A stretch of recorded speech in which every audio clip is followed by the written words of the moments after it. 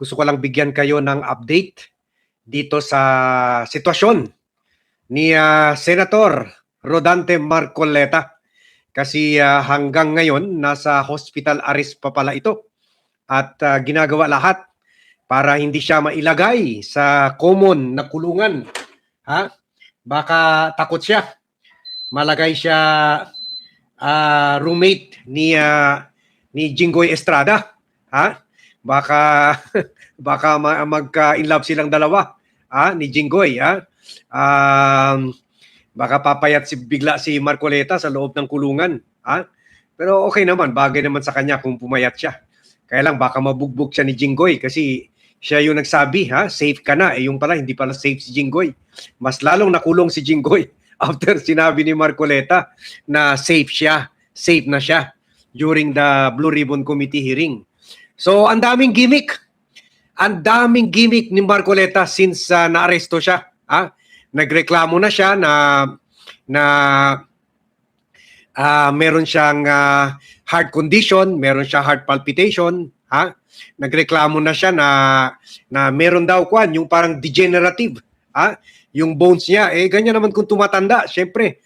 Pero magiging brittle yung bone mo. In fact, meron rin tayo niyan sa likod at sa leeg. Sabay-sabay pa sa likod at sa leeg. Sumasakit kung matagal tayo nakaupo. Kaya hindi na tayo pwede mag-economy class sa aeroplano, kundi yung business class na kasi sumasakit yung likod natin sa long flight. So, parte yan ng katandaan.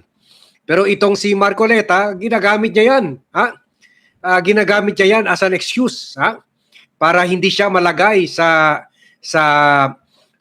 kulungan, sa Payatas Detention Center, na kung saan natutulog sila sa mga bunk beds at nagsishare sila ng lababo at ng CR. At according dito kay Police Lieutenant Colonel Benali Bayani, PNP Health Service Chief of Internal Medicine, ay nagreklamo si Marcoleta na mataas ang blood pressure niya at mataas rin yung cholesterol niya. Kaya ngayon, pinapa 2D echo test siya. At hinintay pa nila yung resulta. Pero dahil dito, baka ilalagay na sa separate na ihiwalay si Marcoleta sa ibang mga parang nitong PNP, parang special favor rin, special treatment kay Marcoleta. Dahil lang dumataas ang I'm sure dahil hindi naman binabantayan yung kalusugan yung ibang mga prisonero diyan sa Payatas Detention Center, I'm sure lahat yan matataas ang cholesterol. Hindi naman dahil mataas ang cholesterol, ihiwalay na siya sa ibang sana pwede kasama pa rin siya kay Jinggoy. Kaya lang ibigay na lang siya ng mga healthy na pagkain para bumaba yung cholesterol niya. At yun, fluctuating daw, taas baba yung blood pressure niya. Siyempre, nagigilty siya at hindi shock pa siya, hindi pa niya natatanggap. In denial pa siya na nakulong siya kasi akala niya pinakamagaling na lawyer na siya sa buong mundo, sa buong universe at pinaka-powerful na nalusutan niya yung 10 million vermiculture or bulati farm na mga pork barrel projects niya kung saan nasangkot siya sa Janet Lim Napoles scam. Nalusutan niya yun, pati si Joel Villanueva. Dahil sa tulong ni Sam Martires, nalusutan rin niya, akala niya yung humingi siya ng 1.5 billion kay Manny Bonoan para ma-confirm ito bilang DPWH Secretary. So akala niya nalulusutan niya lahat. Nalusutan niya, na pinatay niya. Tinulungan niya si Sara lusutan yung impeachment last year. So akala niya napakagaling na talaga niya at syempre on top of that, Iglesia ni Cristo siya. So dito sa Pilipinas, dalawang klase lang ang tao. Yung ina-applyan ng batas na hindi miyembro ng Iglesia ni Cristo at yung exempted sa batas. na mga miyembro at opisyalis ng Iglesia ni Cristo. Kaya nagrally sila, sinubukan nilang impluensyahan at i-pressure ang gobyerno. Buti hindi bumigay si President Bongbong Marcos. Ininsulto pa sila, iniwan pa sila ni President Bongbong Marcos. Tinuloy yung trip sa Canada at nakabalik na. Kumbaga, pinapakita ni Presidente sa pagtuloy sa trip niya sa Canada, pinapakita niya na wala kayo sa akin. Hindi ako natatakot sa inyo. So yun nga, nakabalik si Presidente, siya pa rin ang Presidente. 3 days lang ang rally. Hindi naman nakabuo ng 50,000. 20,000 lang. Pero ang pina-reserve nila sa application nila, 100,000 katao. Sa last day, 4,000 na lang dumating. So napahiya si RD Manalo, pinauwi na lang. Kakahiya kayo. Hindi naman tayo makabuo ng 50,000. Sige, umuwi na lang kayo. Bukas daw, meron naman daw rally. Si Liwasang Bonifacio. Eto na naman, susubukan na naman nila. Pero buti na lang, okay lang, excited na naman yung langaw. Sabi ng mga langaw, pwede na naman, sasali na naman tayo sa rally bukas na lalangawin. Puro langaw lang ang naroon sa rally sa Liwasang Bonifacio bukas ng hapon. Meron naman sila panawagan nito. Yung mga General Ek na naman, General Pokis ang nagpapatawag nito.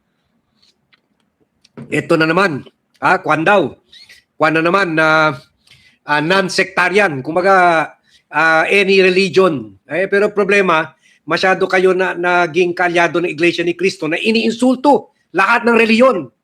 Paano makakahingi ng suporta ang Iglesia ni Cristo sa ibang reliyon kung iniinsulto nyo, araw-araw iniinsulto nyo, lalo na yung religion, yung mga Catholic members and officials of the Catholic Church, na kami talaga ang nagbibigay ng warm bodies para sa people power. Okay. So sabi nitong si Police Lieutenant Colonel Benali Bayani, na clinically stable daw naman ito si Marcoleta, pero dapat magstay confined siya due to fluctuating blood pressure. Ako nga, na-opera na. 2 weeks after, 2 weeks, mga 3 weeks after my operation, na-opera ang puso ko. Nabigyan na ako ng doktor ng clearance to travel to Vietnam. Ito, basta lang may doktor dyan sa Payatas Detention Facility, okay na to. Kahit taas baba, siguro nagkonsensya lang yan. Siguro nagagalit lang yan dahil umasa siya sa miracle ng mga Manalo. Pagkatapos hindi pala.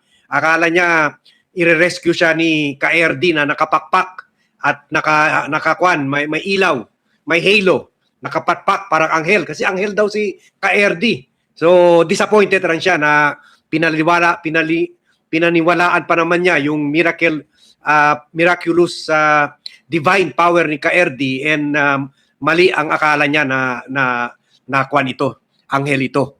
Ngayon, nakakulong siya. Akala niya hindi na siya makukulong dahil Iglesia ni Cristo siya. So, nagko-complain daw ito ng chest pain at high blood pressure. Sino ba hindi nag-high blood? Number 1 kwan yan. Number 1 sickness yan. Pero kung magdebate ka, kung mag-insulto ka ng tao, kung awayin mo si Risa Ontiveros, kung insultuhin mo si Ping Lacson, si Risa Ontiveros, at yung si Kwan, sino pa yun sa Coast Guard? Si Talreha, akala mo, lakas-lakas ni Marcoleta. Kung magdebate ka para patayin yung impeachment, ang lakas-lakas mo. Ngayon, lahat na lang ng sakit, pati pneumonia, meron daw siya pneumonia. Kaya hindi ako magtataka. Kung naubusan na, kung na-clear na yung heart problem niya, yung 2D echo, kung makita stable, kung nakita stable na yung cholesterol niya, kung makita wala siya pneumonia, kung makita na yung kanya, yung degenerative bone niya ay dahil due to old age, baka susunod sasabihin niya, hindi pa ako nagpatuli. Magpapatuli ako at kailangan ako mag-confine sa ospital para magpatuli kasi supot pa ako. Baka yun ang susunod sasabihin niya. Hindi ako